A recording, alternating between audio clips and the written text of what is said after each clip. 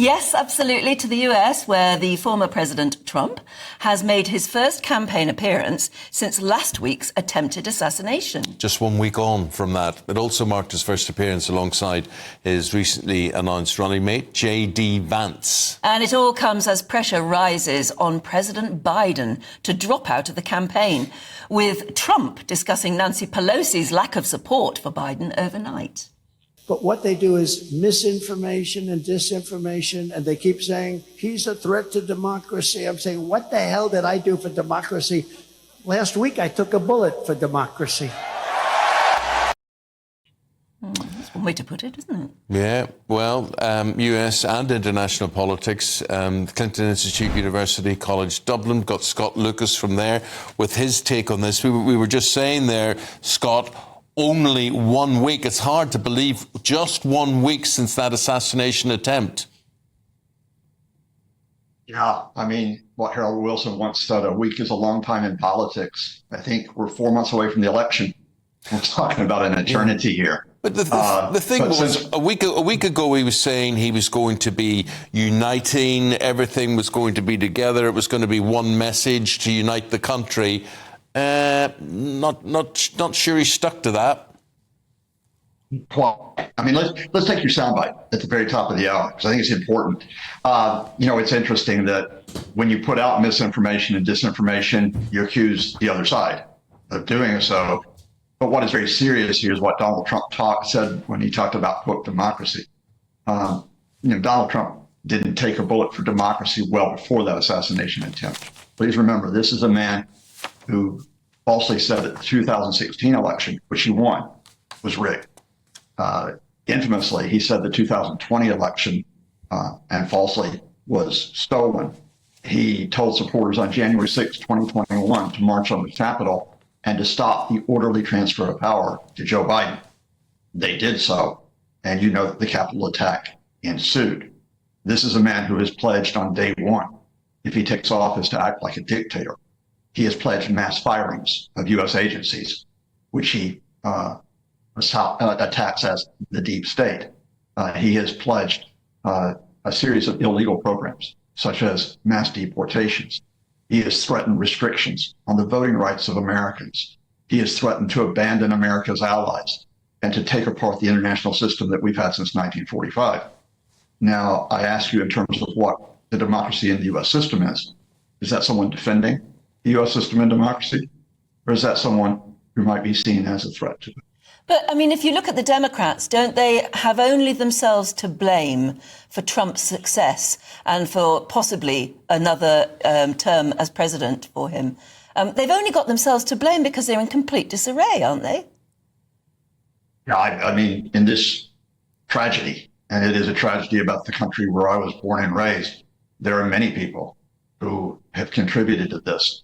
The Democrats, by putting forth Joe Biden for a second term, and Biden said when he took office he would just be a one-term president.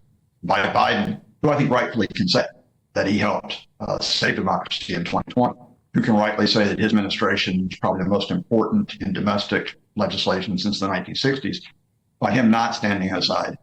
I think by the American media, which is almost focused on spectacle, such as the spectacle of Biden's age, the spectacle of Trump making a series of false claims and just recycling them again and again, rather than focusing on spectacle, rather than the critical issues that America faces.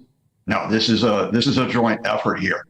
And again, people will make their decision whether to vote for Biden or Trump or support them. But talking about the consequences of what's going to happen, that's what we should be discussing rather than the sound bites. No, I understand that. Seb, can you run that piece again where Biden is walking out to greet that reporter? If you can rerun that, I don't know if you can or not. But watch this. This is interesting. He's walking quite freely. He's walking quite quickly. That is not the man that I normally see on television, who's very inhibited, very uneasy on his feet. And he looks completely different there. And this is the thing. You're just not sure what you get with this guy. Sometimes he can't speak a word. Other times, I mean, this week when he was speaking in response to the assassination attempt on Trump, I thought, Scott, he was very lucid. He was very together on it. And I mean, those who are close to him must see the difference and must say, look, there's something wrong with you. It mightn't be wrong with you 100% of the time, but there's definitely something which inhibits you. And whatever that is, I mean, you know, we're not doctors, but we can all see there is something wrong with this guy in the way he moves, for instance, and the way he speaks. Let me tell you a personal story, folks, and make of it what you will. My dad's 88 years old. He's a retired preacher. We play internet poker for 2 hours every day. He's in Florida with my mom, and he's extremely sharp. He beats me in cards. He still is extremely active. He sings for the community. In other words, he's in control of his life. He knows what he is doing. He's got it organized, but he loses his words. And sometimes it takes several seconds for him to grab a word. Sometimes he moves quite freely. Sometimes he finds it difficult. Joe Biden, on a day-to-day basis, continues to lead this administration. And in February, at the State of the Union address, he gave what was widely acclaimed as an excellent address. But there are other times, as you are showing on screen right now, where he does appear to lose concentration. And he lost concentration in that debate and allowed Donald Trump to walk all over him at the end of June, which is why we are where he is. So he could lead this administration until January, but to lead the country for another 4 years, and more importantly, to actually get us out of the spectacle and the narrative where the media focuses only on him and doesn't even mention questions about Trump, whether it's criminal behavior, whether it's Trump's stance on the issues, whether it's Trump's own mental ability, having taken a cognitive ability test while he's president. No, if Biden continues till November, that focus on old Joe means that Donald Trump gets the keys to the White House. Is it too late to do anything now? Even if he agreed to step down, who would replace him? Who would be attractive enough to swing sort of support from Trump? It can be done, but it has to be done within the next week to 2 weeks because the Democratic Convention opens on August 19th. And you either want the replacement candidate built up then in terms of profile, in terms of policies, in terms of the ability to take on Trump's lies on a day-to-day basis, or you want a clean convention fight between several candidates who can do that. And the Democrats have got talent. Vice President Kamala Harris, if the Biden folks can finally step back, has got ability. She can claim to be part of the achievements of the administration. She has made a series of very high-profile speeches in the last 2 weeks in preparation for this, which have been widely praised by the media. You can talk about Gretchen Whitmer, Michigan, very good governor. Josh Shapiro, another governor from Pennsylvania. People mention Gavin Newsom, a California governor. Even people in the cabinet, like the transport secretary. Remember Mayor Pete Buttigieg, who ran a very good campaign in 2020. Democrats have got talent. What they don't have is time. You have to do it within the next week to 2 weeks. And Biden has to step aside of his own accord. You cannot make it look like an overthrow. He's not going to, is he, though? He really isn't. He's very stubbornly holding on there. I mean, he's very proud, but I think he's starting to make the move. He once said, once being only just over a week ago, only God Almighty could remove him.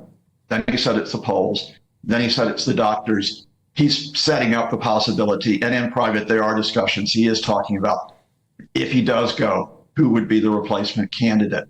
Again, I'm old enough to remember when Margaret Thatcher in 1990, then in deep political trouble, said in the autumn, I've been here 11 years. I'm going to serve another term. I'm proud to lead this country. 48 hours, she was gone. Yeah. So when you have pressure on you from inside the party, you can eventually go. And in this case, what's important is that Biden can do it and say, again, claiming credit for the past 4 years, I helped save democracy in 2020, save democracy in 2024. We need to pass the torch. Well, yes, Okay. It'll make the next week or so very interesting. Scott, got to leave it there. Thank you. And could I just wish you all the very best and the best of luck in your card game with your father today. You're owed a bit of luck maybe going your way. An 88-year-old man. Yeah, absolutely. Just knocking him Brilliant. down Brilliant. there. Very good. Scott Lucas there. Thank you very much indeed.